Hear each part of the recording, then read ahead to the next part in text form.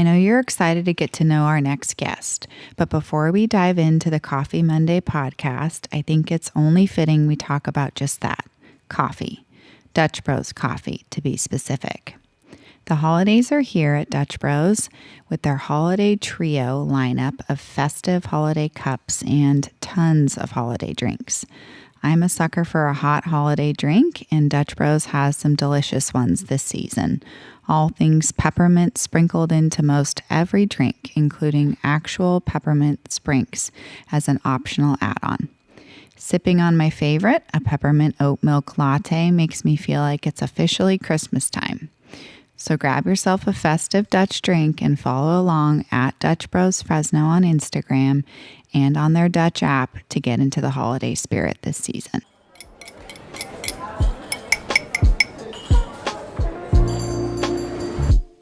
Coffee Monday is more than a podcast. It's a movement to reshape the way we approach Mondays and the week ahead. It's about embracing the reality that work doesn't have to dominate our lives. It's about finding that sweet spot where passion, purpose, and a cup of motivation connect. Filmed and recorded in California's Central Valley, join me, your host, Ray Pardini Matson, as I invite thriving professionals to share their stories of how they're crafting a life that's both vibrant and balanced. Thank you so much for being here, David. Of course. White. So honored to have you here and tell your really innovative, cool, vibrant story from aspiring songwriter to self-made entrepreneur. You're doing a lot for the Central Valley and beyond, so we're happy to have you here today. Thank you. I'm happy to be here. Yeah. So David is the president and founder of Trinity Company. Is that correct? Yes. Cool. So tell us, a lot of this podcast is kind of bringing it back to your roots and how you grew up and how you got started and essentially now how you spend your days. So I want to take it back to your upbringing. If you don't mind sharing with us, where you grew up and a little bit of your background. All right. I was born in Huntington Beach, California, across the Grapevine. We lived there till I was about 3, I think. Mm-hmm. My parents, of course, were all down there. My dad went to school there. He got his training in accounting, and there was a job opportunity from back up here in Fresno. Mm-hmm. So picked the family up, me and my parents, and we moved to Fresno. Wow. So I always joke with everybody that my fingernail claw marks are on the Grapevine. Those are mine. I don't blame you. 3. I mean, yeah, Huntington Beach to Fresno, that's a transition, right? Yeah. And you were young. They were both from Lindsay. Okay. California, which not everybody might not know where that is. More on the southern east side of the valley, by Porterville and all that. And so that's where they were born and raised. And so then ended up going to Los Angeles, like I said, for school and that. So I ended up coming back, the family. So that's how I got back here. Nice. So they already had family, or they grew up in Lindsay. So they probably had some family there still, maybe, when you came back to Fresno? Oh, yes. Cool. Both sets of parents. Nice. My grandparents were, they were there. So I bet your grandparents were excited to have you closer. I'm sure. Yeah. Yeah. And so you grew up in Fresno, went to Fresno schools, right? Yes, I went to Humpty Dumpty preschool on Shields in Fresno. I don't know if it exists anymore. I love it. Down from Sam's Deli. Yeah. I think I went to Centennial Elementary. Okay. 2 years at Alice Burney Elementary. I don't know the story on that. Just thought of that right now. I don't know how I ended up at Centennial, but that was near Shields in Dakota. Yeah. Pretty tough school. Yeah. Pretty tough school.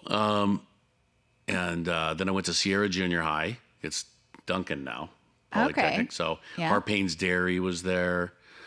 We lived on Fountain Way by Cedar and Fountain Way. Mm-hmm. And I went to there for 3 years. It was a 3-year junior high. They don't have those right anymore. You're right. And then we ended up moving. My dad opened his own accounting firm, and we moved to by Cedar and Bullard. Okay. And so I was going to go to McLean, and we ended up going to Hoover. Nice. Yeah, so I went to Hoover High School, and then after that, I graduated in '81, and then I went to Fresno State for 10 years. And I got one piece of paper. Wait, what? Yeah. Okay, so now you have to share the story. I did not like school. So clearly. Ever. Right? So you just were on and off, or how'd that work? I would have left Humpty Dumpty preschool if I could have. But I don't know. I had a lot of fun. I was in a 4-wheel drive club. I had a Jeep. Love it. You know, I loved Fresno State barn dances. They'd have a judges pavilion or whatever. I just did not like. I Yeah. never liked school. I have a lot of people in my life similar, but they never ended up graduating college. So good for you for actually graduating. Like, Well, wow. Like, wow. I feel like that's a huge accomplishment, even if it did take so long, right? Like, why Yeah. not just be like, I'm over it. I'm going to start working. Well, like most things, I owe them to my wife. Sweet. So she, when we got married, I don't know how many times I withdrew. How many times you could withdraw from college and still stay in your catalog? Then I blew it one time. I mean, I probably took IS 55 times. I don't know. But academic probation, the whole thing. Yeah. So then we got married, and Lisa had got her bachelor's in, oh man, it's been a long time since I thought of this. She ended up being a marriage, family, child counselor. She got her master's in. Okay. So I think it was a health science. That makes sense. Bachelor's. But, and so then after we got married, she goes, I don't know what you're going to do, but I'm going to, she had a job at the time in probation or with the county.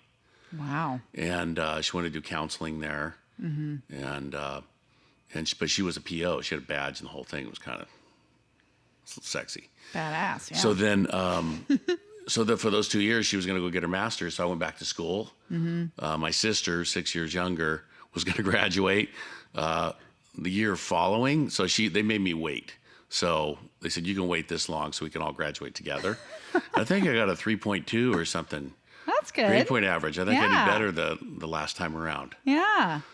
Yeah. So your wife encouraged you to see it through. That's great. She obviously very much was an academic if she was a marriage and family therapist, right? Yeah. Well, she's very, very strong socially. She's just a pure person. She's a really Love good that. relationship person. And then she was a good student. Yeah. She did good in school and all that. Now you're bringing back all these memories. I hated school. Yeah. Well, again, props to you for seeing it through. So did you guys meet at Fresno State? You and your wife? We met at church. We met sweet. at People's Church. Love it. Yeah, and when I met her, and I gave her a very romantic pickup line and asked her if she had a phone, which she said she did. So Is that your way of asking her for her number? yeah, I was trying to be cool, Yeah. trying to be cool because Smart. everybody loved Lisa. Everybody's talking to Lisa and this, that, and the other, and so I was trying to be the cool one. The swab, yeah. Yeah. And I had a little, I cheated a little bit. There was something I was playing at the piano or something. I did a music thing there. Oh, cool. And so I could tell she really liked that. Yeah. So Musician. So the musician, yeah. You've shared with me though your passion for music, and I definitely want to touch on that. I think that's really cool and a very big part of you. Yeah. So did you, as a child, were you always interested in playing a musical instrument or being a part of music in some capacity, or when did that start? I mean, you grow up in a church environment. I grew up in like the Assembly of God environment. I mean, music's a big part of your weekly life. I mean, I was always a big fan of music. I love everything. I pretty much love every Really? style. I mean, if you looked at what I have on my phone and whatever, I'm a big fan of and when I write or whatever else, different styles. Like I appreciate really good lyrical content, really good music, rhythms, melodies. I don't know. Just something was always in me. I think I picked a guitar up. My friend lended me one when I think I was 16. And then I think there was a traveling preacher or something, and got to meet his daughter and had a crush on the daughter or something when I think that's how it happened. 15, 16, I wrote my first song. Okay. So, and then my friend wanted his guitar back. So then I think I bought my first guitar. I wonder where that is. And then I played that along, self-taught over the years. And then, but I couldn't play in B flat or E flat. So I started teaching myself to play the piano because it was easier to play in those keys. Interesting. You taught yourself to play the piano. Well, I didn't say I was any good. I just But you had an interest. You were familiar with the keys. Yes. Very cool. Yeah. Love it. Yeah. So that was always kind of a side. Yeah.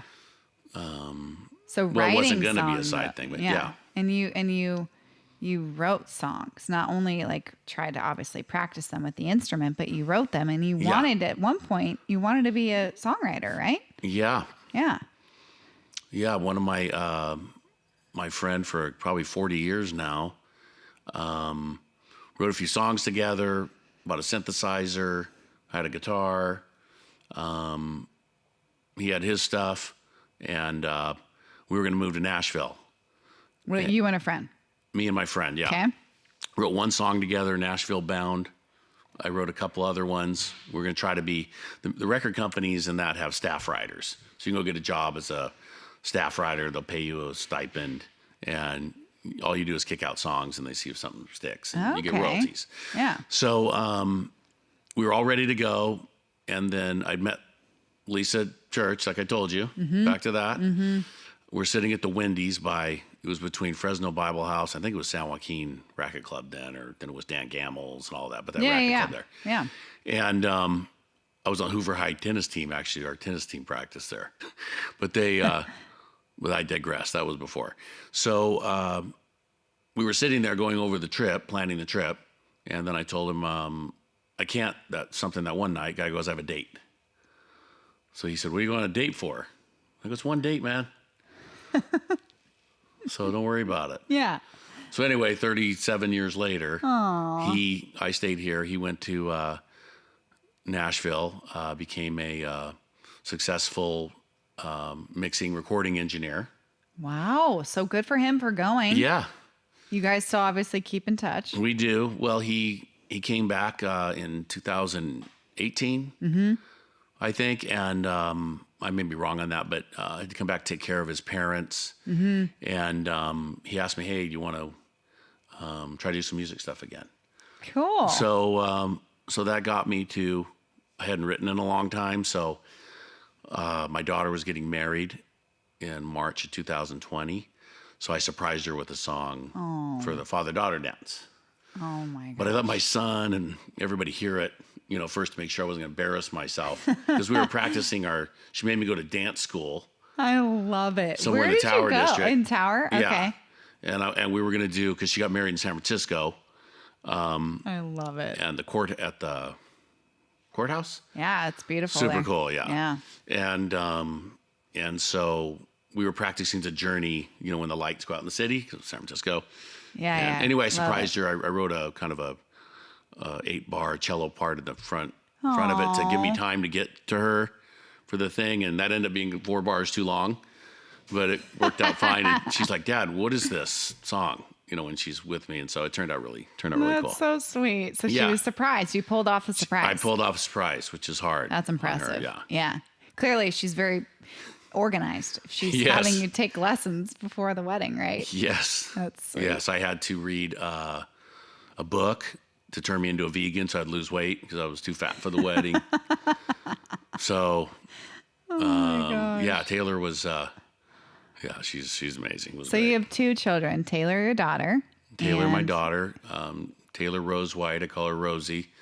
The song was Rosie's Dance. And my son, Gunner. Cute. Who's older? Gunner is older. Gunner's older. Okay. He's a 93. She's a 95. Yeah. Babies still. Yeah. But yeah. Okay. So they're 2 years apart.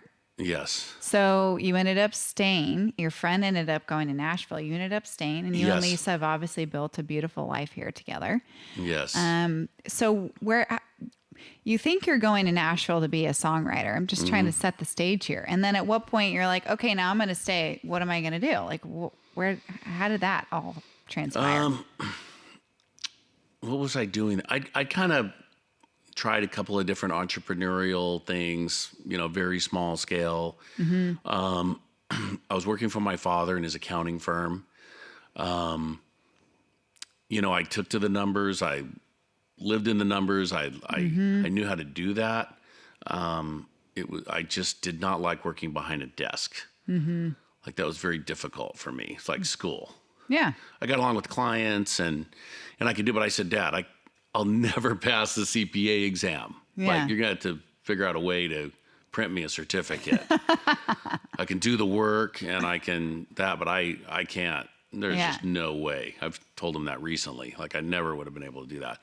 Nor did you want to, though, right? I mean, that doesn't sound like something you were interested in. If I could have, got my law degree and my CPA and things like that, I think that's very valuable.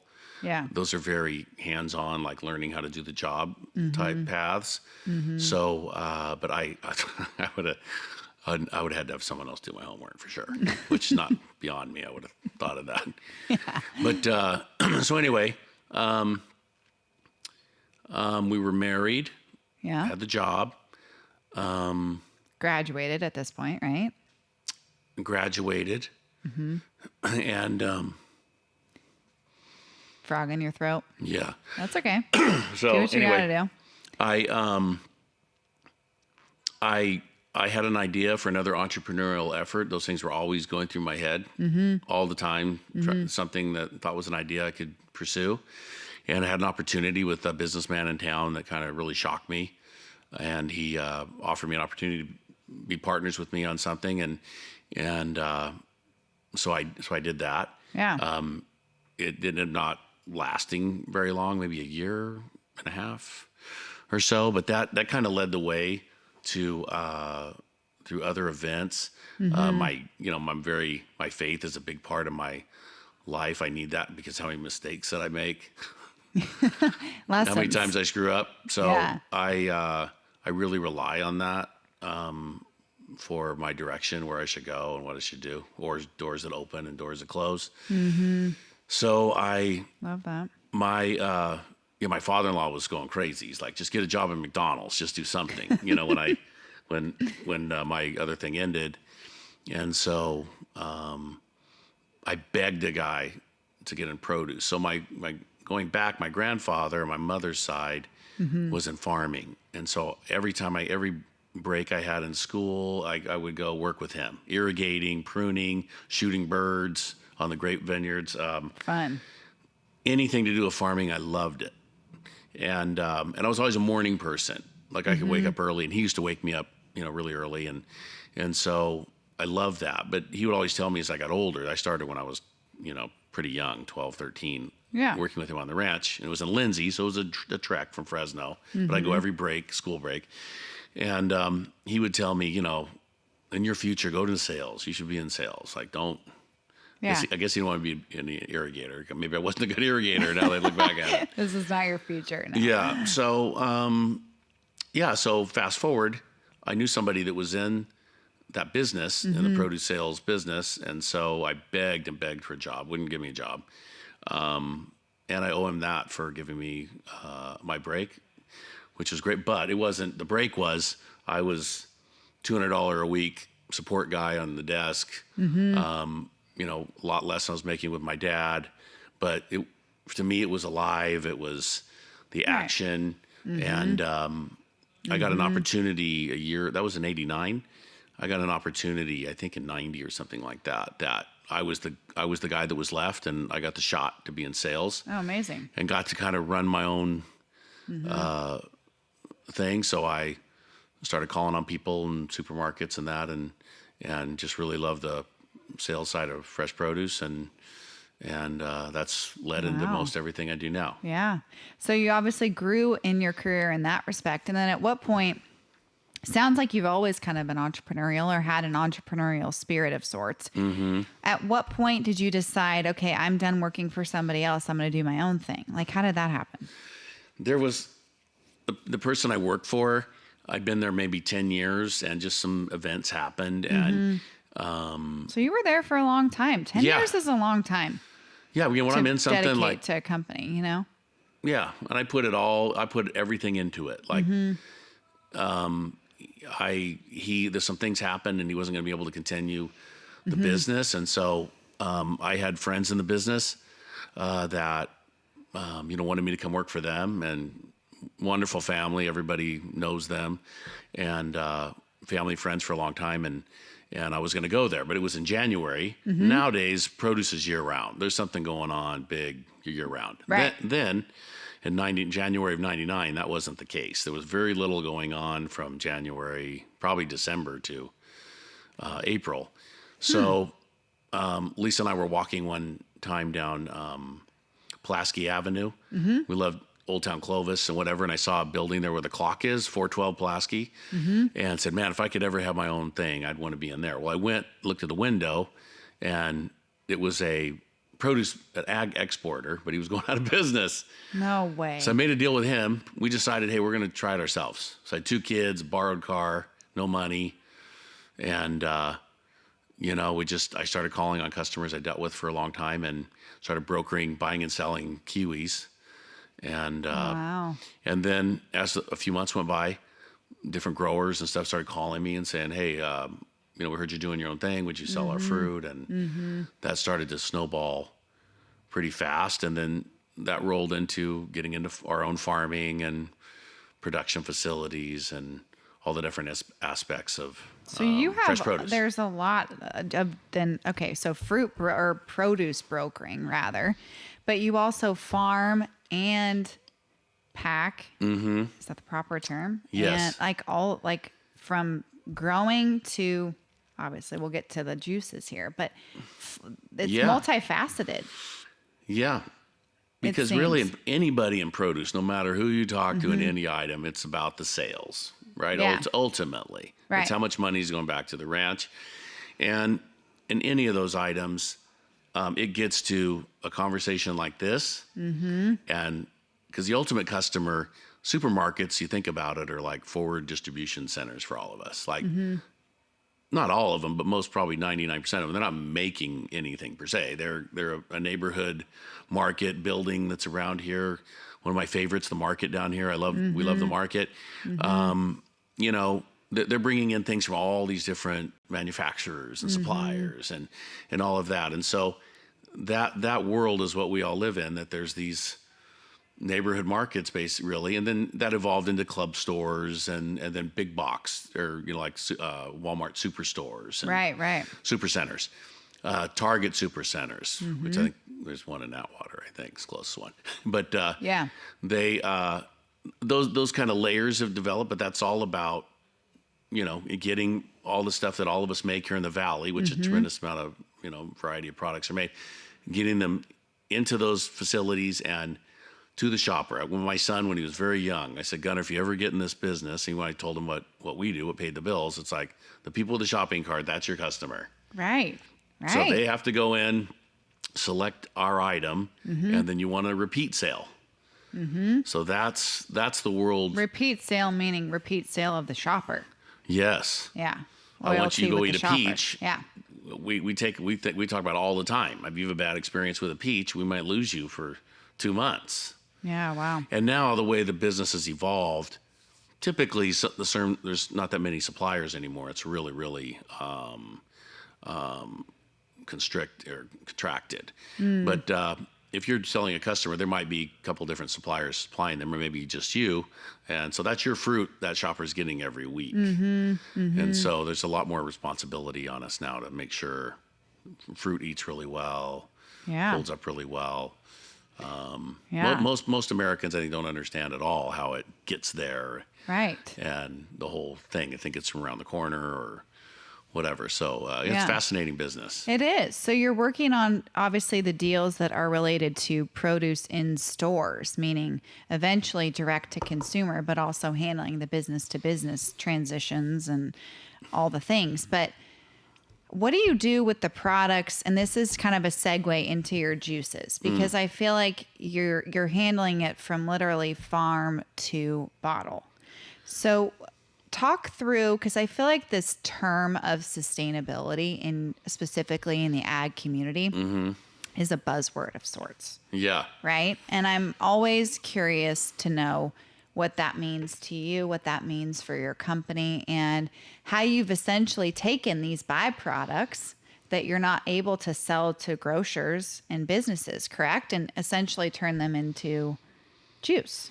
Is that correct? Right. So, what does sustainability, let's back up. What does sustainability mean to you and to Trinity as a whole? So to us, it's a great question because we won a sustainability award years ago from a supermarket. I don't even think we knew what it was then, or they knew. Yeah. I think a lot of retailers don't even know what it is to this day, but it really is about that you're protecting and treating the land in such a way that the farming can sustain itself and crop production over a long, long period of time. And doing that in a way that's is environmentally conscious and in a way that how the inputs, how the everything that you're doing from your labor force to how you're farming it to the implements or the farm inputs you're putting into the crops, and all of that is done in a way, and where those all come from, and all of that in a way that can be replicated over the long period of time. Yeah, makes Right? sense. Yeah. Because if you're doing something that's not sustainable in anything we do, you'll know that. Like we probably use it in our everyday conversation. Like, well, that's not sustainable. We can't keep doing this or Right. that. And Right. that the end of that story is not going to be that you can keep doing what you're doing. So it's kind of that way in the farming. You look at it differently now. Like regenerative farming is a big thing now, and that's all about. I highly recommend everyone watch Kiss the Ground. Woody Harrelson's in it. It's there's a lot of different things I watch and look into, and I'm a big ocean guy. I always like following the different people working in things with the ocean. That because we're still learning about carbon. Carbon's a big part of that conversation. Now they're looking at, hey, we need a lot of carbon. We're still figuring it out. They're learning that permanent planted trees are huge sequesters of carbon and capturing carbon, and so we need to keep a lot of trees in the ground. We're challenged by a really difficult strategic groundwater management act here that's affecting a lot of trees that might have to be pulled out, and now we need those trees in the ground. We need to figure the water thing out. We don't have to pull out a lot of trees. Right. So sustainability captures a lot of things in it to different people. A retailer will tell us, fill this out and say, you need to prove to me you're sustainable. So what's your labor force? How diverse is your labor force? Where are they coming from? In the Central Valley, they worry about how the shrimp is got in Thailand and shrimp boats and child labor and different things going around the world, and retailers and club stores and big box stores, they deal with those challenges on where their products are being sourced and how. That's really the big story. In the Central Valley, and the nut people and the fruit people and everything else, the grapes, everything that's grown here, citrus. We don't live in that world. Everybody lives here. We see, like, typically labor forces are year round. There has been a lot of great improvements in the how labor is handled, the amount of hours they can work, the temperature which they work at, the water availability. There has been a lot of great things that have been done to elevate, and because for years there was such an abundance of the labor force that it's kind of supply and demand, and so labor was really challenged, especially during COVID years and all of that. People having difficulty moving around and that, but our industries were deemed essential. So a lot of the facilities kept going and things like that. So we were able to keep, but it was very challenging at the packing house. I think for the first time, any people I talked to knew there was over half of the people in the packing house had never worked in one before. That was new. Used to be really generational. Yeah. Young people would work up. They'd use it as a summer job or, when they weren't in school or whatever, and then they'd go on to something else. And, that really changed during COVID. Like we got a lot of people that didn't ever work in a packing house before. It was really challenging. I bet. Yeah. So for us, sustainability is about taking care of the topsoil, rebuilding the topsoil, being very we started implementing regenerative farming techniques years ago, using different, products that are more naturally based. A lot of the stuff that was sprayed here years ago, and when our parents and everything it was bad, really bad. Like none of us want to be applying things that we don't. And it's a challenge because the bugs, just like us, they like to eat the fruit when it's at its ripest and when it's getting ready to, and so, pest issues are something we have to deal with in the management of that. So, there's a lot of things going on all the time with the companies now trying to figure out how to farm better, more responsibly. And so I think the juice, when we get into that, is like the byproducts. There might only be like a pomegranate. It might only be 40% of that tree is good enough to make it into a box. Well, everything in my life comes from the ground up. So it's the water. Luckily, we've had some really good water supply the last year. Took us out of the drought, but we don't have the infrastructure for storage and things like that. So, we hope we won't. We could have a problem again in the future. But all the water that goes into grow that tree, then produce that fruit, I just kind of had an awakening. I thought about upcycling and that when the pomegranate juice market crashed years ago, and we didn't know if we were able to stay in pomegranates or not. And then Palm Wonderful, who'd done an amazing job with pomegranates and pomegranate juice, they bought a lot of everybody's pomegranates for juice, so they stopped doing that. So a lot of those got pulled out. So I de-seeded pomegranates in 2000, and then I got out of it. And so that's my greatest kind of upcycling story, is the pomegranate seeds that we started. So those are pomegranates be worth nothing. So half of that tree, there's no juice market, there's no byproduct market. Half of that tree you grew is going to go to cattle feed, or you just got to dispose of it. So we started up the plant. It was very difficult to this day. It's extremely difficult business. It's not a high volume business, but for us, it fits a niche of my long-term goal of just, eliminating the food waste at source. And that is by trying to utilize every piece of fruit on that tree, because so much went into that. And it's just good business. But we did that, and it worked. It was hard for a couple of years, but we slowly built it up. Again, there's only 2 or 3 players in that whole space, so it's not like it's a big. But it worked for us on pomegranates to have another revenue stream. But again, not to be like a profit mode part of a business. It would be very typical in a business. It's taking a component, the byproduct, and providing some money back to the ranch versus negative. So it could absorb the costs that were allocated to that fruit. That's a big thing. And give something back to the ranch. Even if it's a break even, it can absorb the costs and all that. That's a win.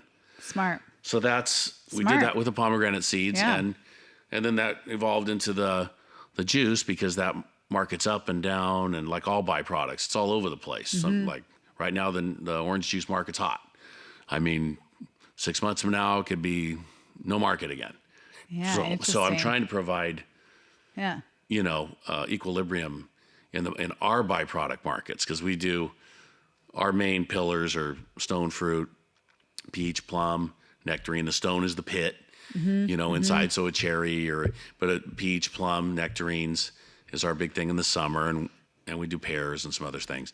But and then citrus, the easy peel mandarins, navels, caracaras, lemons, blood oranges, and then the third one is, I just drew a blank. The pomegranate. Sorry, the stone fruit, the pomegranates, and the citrus. Are like a category of their own, right? Yeah. So the pomegranates are the other one that's been really, really a struggle and a battle. And, so you do the seeds and the juice for the pomegranate specifically. Yes. Yeah. So how long has squeezed juice been around? When did you start? Because the pomegranate and the mandarin were the first two, correct? Yes. When did that start? I first started working on that in 2019. Okay. And so, because, like I said, there was such variables in the byproduct market, and I wasn't even involved with it. We dealt with it at the facility. Right. And I'm like, what's going on? And it's all this movement in it. And then So I said, there's got to be a better way to do this. I'm going to try to do it myself. So worked with some people to come up with the best recipe, come up with the best formulation, and just it's a very, very the beverage market there's a ton of barriers. I bet. And it's a lifelong project. I mean, I'm still an infant in it. It's very difficult to get shelf space, very difficult to get a lot of traction. So, but anyway, it's a lifetime goal. So, we started with the pomegranates, and the mandarins are another one. The mandarins didn't really have any value to the byproduct. So there's little oddball things we were playing around with, seeing if they stick. But the juice is the one that I think could help us deal with most byproducts. So people are used to orange, they're used to tangerine, they're used to a lot of different things. There wasn't really a mandarin out there. Yeah. The easy peel mandarin market, people eat a lot of those. It's a huge thing in the valley here. Oh yeah. Also around the world. And so decided to do a mandarin juice with our own proprietary blend, and no water added, right? You told me that. no water added. That's impressive. So it's literally just the fruit squeezed. Yeah, we have a expensive, slower process to make it really the highest quality it could be. Very cool. So it's a lot more costly to do it, and then so now using those ingredients, pomegranate and mandarin, wanted to start expanding that into other Yeah, so beverage we products. have, you call them functional juices. Is that an industry term? That's an industry term. Okay. So let's talk about these. There's immunity, right? Right? I love this one. Mandarin, ginger, and carrot. Yeah. Interesting. And then this one is focus. I don't even know how to pronounce that. Guarana. So that's a natural Turmeric and caffeine. pomegranate. The guarana is the caffeine. It's a natural caffeine from a plant. Here for that. So that's like our Red Bull, like our natural Red Bull. And then power, matcha, spinach, and jalapeno. So that does that have a little kick to it? I haven't tried this one yet. A little bit. Okay. When we Maybe did the try that focus groups, it's like, you can't get Yeah. enough. So people will still try it now and say it has a real kick to it. I don't taste any kick to it. Yeah. But we have the health benefits of the pepper and juices and all that. They're all fresh juices. They're not in nothing's from concentrate. So that prevents its own challenges, but to keep the recipe the same. So those are the first three functionals we came out with, and then we're working on other different product lines, spinning off from all the other byproduct we have. That's exciting. We have kiwis, stone fruit, like we said, Asian pears, a lot of different citrus items that we do. And then we're working on a shelf-stable project and some shots.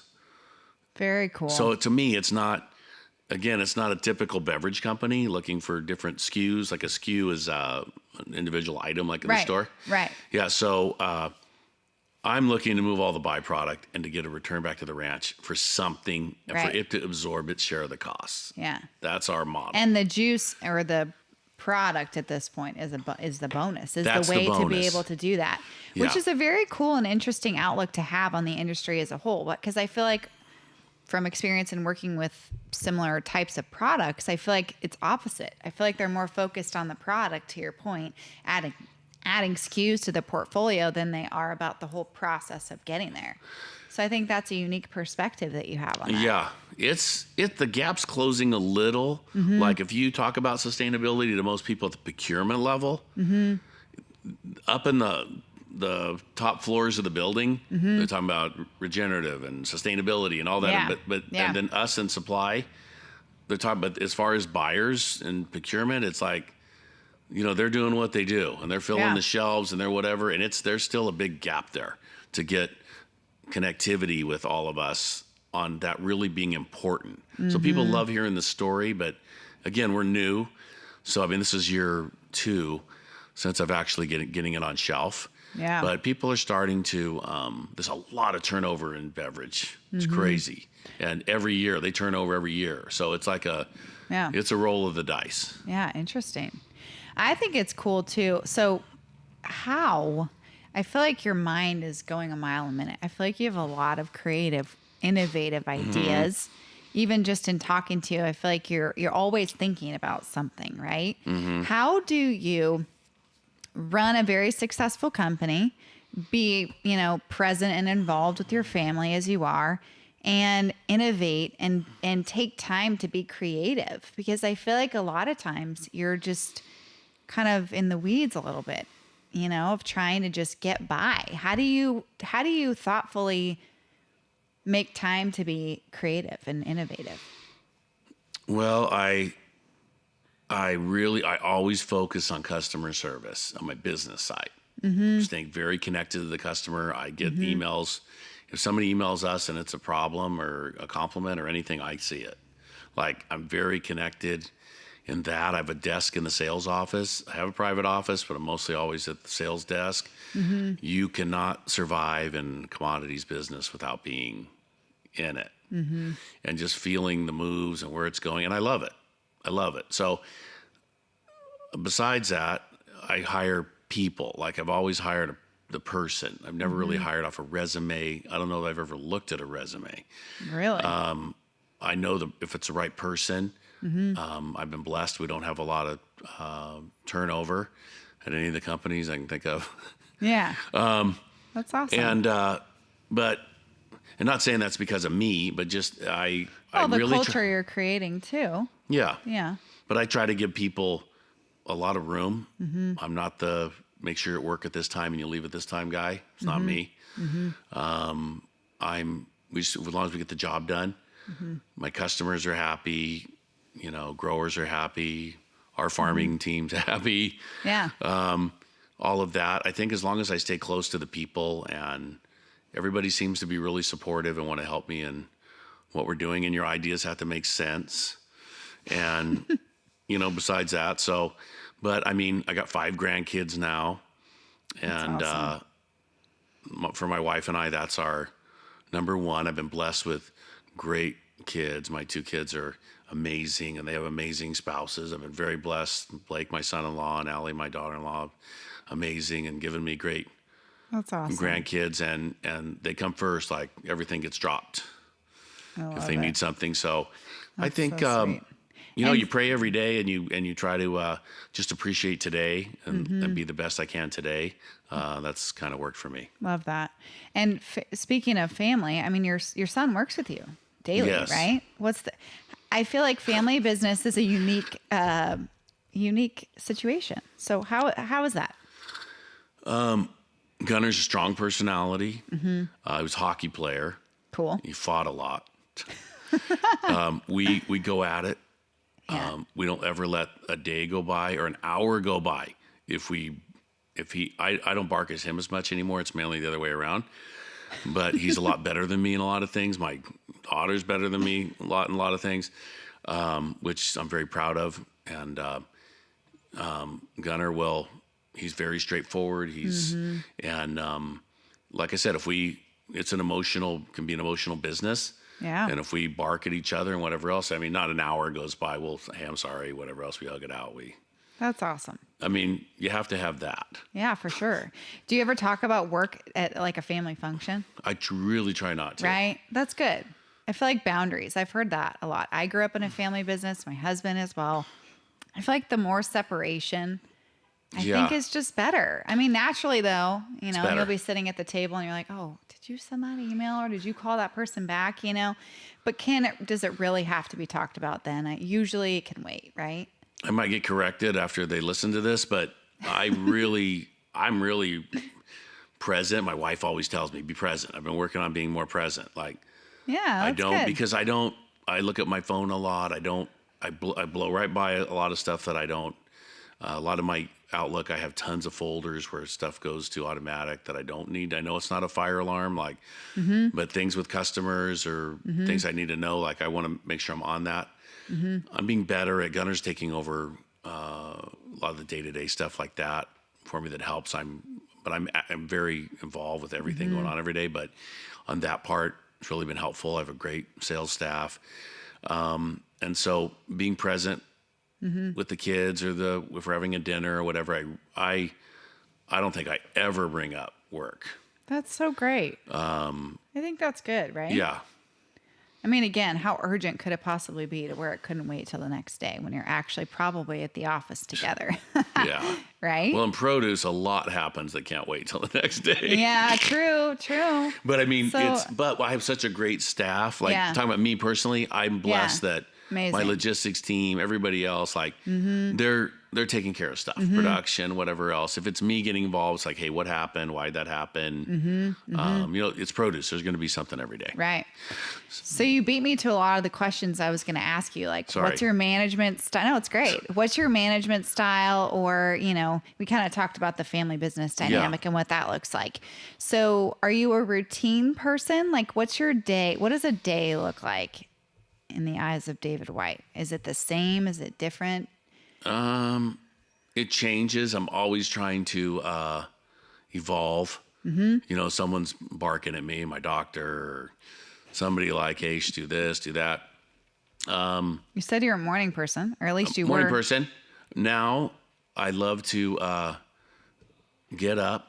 I love to get a shot of I love the green juice. I'll drink all of them, but the green one. I like to do my workout in the morning. Love it. I was excited. I was following this Dr. Peter Attia, the Outlive book he did, his podcast, and he was big on kettlebells. Yeah. So I bought all Joe Rogan's The Primal Kettlebells, I love and now something happened, so I don't know why it happened. And then my doctor said, "Hey, dummy, it's because you did this and this and this with the biggest kettlebell." weight. Oh, okay. so I'm taking reprieve from that from a couple weeks, but Yeah. I love being in the morning. Try to listen to a little bit of long form podcast. Cool. Really enjoying that. Yeah. I try to read a lot in the morning. I get New York Times, LA Times, Chronicle, Fresno Bee. Love it. I get a lot of that. I just kind of graze through them really quick and see if there's something unique to that Yeah. periodical that's interesting, and you can pick up some good stuff that way. I like being engaged that way. And then I do my emails early in the morning. I usually get up about 5 or between 4:30 and 5. And then I go to the office and stay there and work most of the day, work till 5, 6 o'clock usually. And Nice. and it's always whatever about the kids. I try to see every grandkid every week. That's so great. If my wife's babysitting, I'll make sure I run back home, see them a little bit. That's so great. What do they call you? Papa. Papa. Cute. That's my dad and my father-in-law. And I have 2 sisters. Both of their in-laws, all of them are Papa. Really? There's like 6 Papas. My really That's close sweet. friend, Lance Shovel, it's funny because he worked on his grandson so long to call him G-Paw. And I go, they're going to call you whatever they want. It's so true. He goes, no. It's he so had him true. for so long, and now he's Papa. Cute. Right? See? I think his grandson's 4, Yeah. maybe, or almost 4. But he lost he lost G-Paw to Papa. It is funny to see what the kids come up with. My oldest nephew is the oldest of the great grandkids. My grandma, we call her Grandma M, and they call her Grandma Great instead of Great Grandma. And that's stuck. And it's stuck. Now all of her great grandkids call her Grandma Great. And it's like Grandma Really? Great. It's just funny how that works. Well, I was the oldest grandchild by 6 years, and my mom's parents, I named them Nanny and Pampa somehow, and to this day they will still be referred to that That's way. cute. I think I've been resented, maybe not resented, but when you're the favorite grandkid and all of that, and then all the cousins, aunts, uncles, everybody called them, Nanny and Pampa. Yeah. Sweet. Yeah. Love it. Yeah. Well, this has been fun, David. I've enjoyed getting to know you. I feel Thank like you. I very much enjoy your products and thank happy to you. share your story about those. Thank you. For those that want to drink any of these juices and enjoy them themselves, Yes. locally, Save Mart and the Market, correct? Save Mart Stores has the Mandarin and the Palm, and then they're going to put all of the rest of them in January, February. Nice. The Market, love Yep. the Market on Western Herndon. Yeah, they've been a great supporter since day one. Love it. And then online, squeezedjuice.com or shop.squeezedjuice.com. Right? And then Instagram @thesqueezedjuice. Yes. Love it. Or Sounds if you know great. me, you can text me and I'll bring it by your house or something. Yeah, we'll be enjoying these. Well, thank So- you. Thanks for being here and sharing your Absolutely, it story. was an I honor. appreciated your time. Yeah. Yeah, it's really exciting, and I wish you the best of luck with this. It's great. Thanks for listening. Feel free to rate and review this episode here and connect with us on Instagram if you have any thoughts, questions, or any guest suggestions. Thanks.